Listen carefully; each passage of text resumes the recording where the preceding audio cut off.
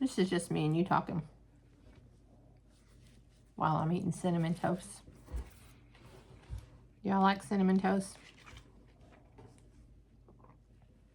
I do. I've been eating it since I was a little girl, and it's like my go-to comfort food. So, y'all know we all have trauma, right? Some more than others. But for sure, we've all got it. And after having, I guess, been the,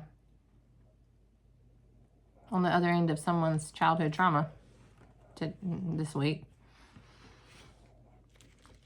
it made me stop and think, wow, you know, what all do you have to have gone through to act like that? But then I stopped and realized all the things I've been through. And it made me think about how we all deal with trauma differently. And how I've dealt with trauma. And I'll admit, there was a while there that I didn't deal with my trauma very well. I dealt with it in a way that was kind of negative. Maybe made other people feel bad when they were around me. But somewhere along the way, God said, you're kind of done with that. He kicked me in my butt. And I learned how to deal with it. Put it where it needs to be. And made a happier life for myself, which only you can do. And I just want to say that if you're stuck in your own trauma, things that people have done to you, you're holding on to them every day, letting it eat you up, letting it affect your relationships with other people, your job, your marriage, your relationship with your kids. I know it's easier said than done, but you need to let that go. You need to figure out a way to get happy. My first suggestion would be, or the biggest path to happiness is through God. That's my belief. You would have to do whatever you feel led to do. That's my belief. Once you get on that path, things just start becoming clearer in your mind and easier to deal with, and trauma doesn't feel like really as bad of a trauma as you once thought it was, because it allows you to look around and be able to see all of the good things that came from it. I was, late 20s, early 30s, divorced, not once, but twice. 2 young kids, single mom. And after my second divorce, which never should happen in the first place, I got married because I was traumatized from my first marriage. Anyway, cried every single day for a year in the shower every night. That's not a story. That's not an exaggeration. I did that every single day.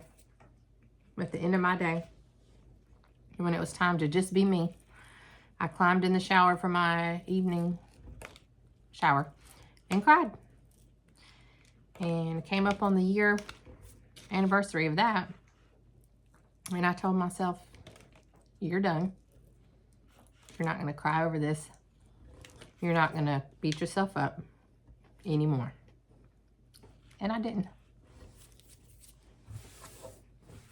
Do I look back on that time and regret decisions I made? Then I do. There are some that I do regret. It's just something I live with and I've learned to accept. And I think the biggest part of the reason why I held on to really hating myself for a long time was because of other people. and their reactions to my life and the things that happened. When I got divorced the first time, I would go to the grocery store, see people, like random people that I barely knew, would come up to me and say things about my divorce, which I did not want to talk about.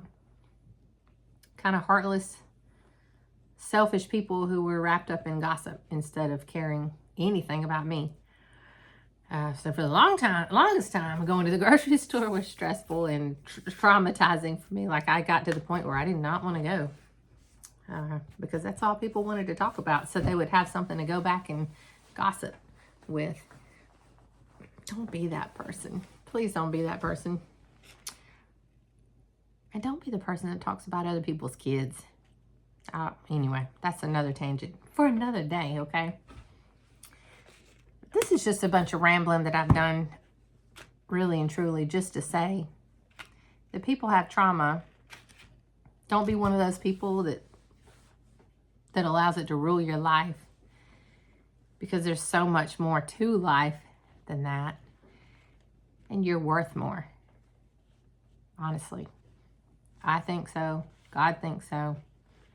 I'm sure there are plenty of people in your life that think so. Even if you don't, you are worth more than living with just a bunch of trauma and problems.